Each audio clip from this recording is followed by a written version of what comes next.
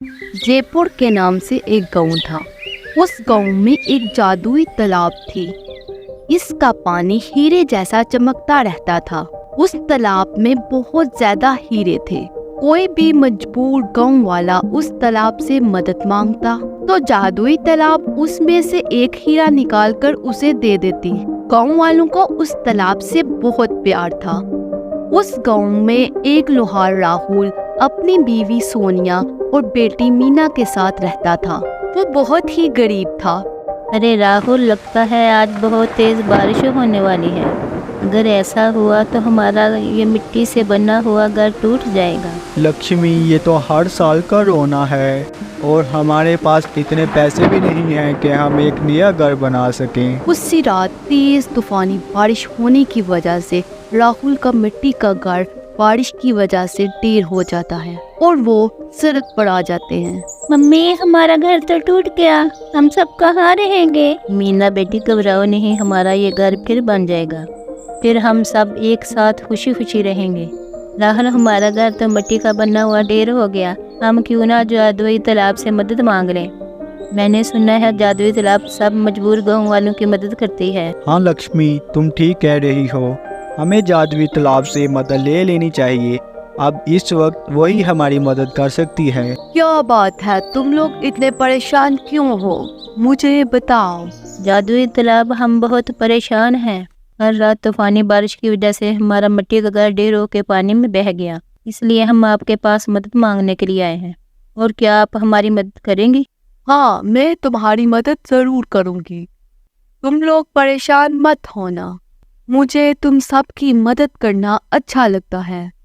फिर जादुई तालाब एक हीरा निकालकर राहुल और सोनिया को दे देती है और उसे लेकर दोनों वहां से खुशी खुशी चले जाते हैं। फिर उसे बेचकर उस पैसे से अपना छोटा घर बना लेते हैं। अगर ये जादुई तालाब हमारे गांव में ना होता तो पता नहीं हमारा क्या होता। हाँ, तुम सही कह रहे हो। इस जादुई तालाब ने हमेशा हमारी मदद ही की है। अगर इस जादुई तालाब के सारे हीरे हमारे हो जाएं तो कैसा रहेगा? सारे हीरे? भला सारे हीरे हमारे कैसे हो सकते हैं? क्योंकि जादुई तालाब तो सबको एक एक ही हीरा देती है, वो भी जब कोई मुसीबत में हो। अरे क्यों नहीं हो सकता? जब गांव वाले सारे सो जाएंगे तो हम इस तालाब के सारे हीरे लेकर कहीं चले जाएंगे। ठीक है, चलो फिर ठीक है, रात को मैं मछलियों पकड़ने वाला जाला लेकर आऊँगा। अरे बेवकूफ, तालाब से मछली नहीं पकड़नी, हीरे पकड़ने हैं। तुम रात को एक बड़ा बैग लेकर आना जिसमें हम तमाम हीरे जमा कर लेंगे। ऐसा कहकर दोनों रात का इंतजार करते हैं और आधी रात होने पर दोनों जादुई तालाब के पास आते हैं। अरे क्या बात है, तुम लोग इतनी रात में यहाँ, तुम लोगों को क्या तकलीफ है? अगर कोई तकलीफ है तो तुम मुझे बताओ, मैं तुम्हारी मदद जरूर करूंगी। वो क्या है ना जादुई तालाब, हम बहुत ज्यादा गरीब हैं, हमारे पास रहने को घर भी नहीं है और तो और तुम हमारी हालत देख ही सकती हो, हमारे पास पहनने के लिए कपड़े भी नहीं हैं। ठीक है, मैं तुम्हारी मदद जरूर करूंगी। तुम एक हीरा इस तालाब से ले सकते हो। हमें एक हीरा नहीं चाहिए, हमें इस तालाब के सारे हीरे चाहिए। नहीं नहीं, तुम ऐसा मत करो। तुम्हें जितने भी हीरे चाहिए तुम मुझसे ले लो, लेकिन सारे हीरे तालाब से हाली मत करो। दोनों गांव वाले ने जादुई तालाब की एक ना सुनी और तालाब में उतरकर जैसे ही उन्होंने एक हीरा निकाला और वैसे ही उस तालाब का सारा पानी सूख गया और पूरा तालाब काला पड़ गया। अरे छोड़ ये सब, चल चल जल्दी निकल, अगर कोई हमें इस हालत में देख लेगा तो बड़ा मसला हो जाएगा। और अगली सुबह गांव वाले जादुई तालाब के पास मदद के लिए आते हैं और तालाब की ऐसी हालत देखकर गांव वालों के होश उड़ जाते हैं। अरे ये क्या हो गया, ये तालाब की हालत ऐसी कैसी हो गई? हम तो तालाब से मदद मांगने के लिए आए थे, अब हमारी मदद कौन करेगा? मेरी मदद करो, जब तुम्हें मदद की जरूरत थी मैंने हमेशा तुम्हारी मदद की। आज मुझे तुम सबकी मदद चाहिए। मदद? हाँ जादुई तालाब, हम तुम्हारी मदद जरूर करेंगे। यहाँ दूर पहाड़ियों के पीछे एक आम का पेड़ है, उस आम के पेड़ से एक पत्ता उतार कर इस तालाब में डालो, मुझ में फिर से जान आ जाएगी और मैं पहले जैसी हो जाऊंगी। बस इतनी सी बात? हम जरूर वो आम का पत्ता लेकर आएंगे। लेकिन ये इतना आसान नहीं है। वहाँ पहुँचना बहुत मुश्किल है। वहाँ आम के पेड़ के ऊपर एक चुड़ैल रहती है। वो उस आम के पेड़ के पास किसी को आने भी नहीं देती। क्या चुड़ैल? ना बाबा ना, मैं तो उस आम के दरख्त के पास नहीं जाऊंगा, क्योंकि मेरे तो छोटे छोटे बच्चे हैं। मैं माफ़ी चाहता हूँ तालाब, मैं तुम्हारी मदद नहीं कर सकता, बल्कि इस गांव में कोई भी तुम्हारी मदद नहीं कर सकता।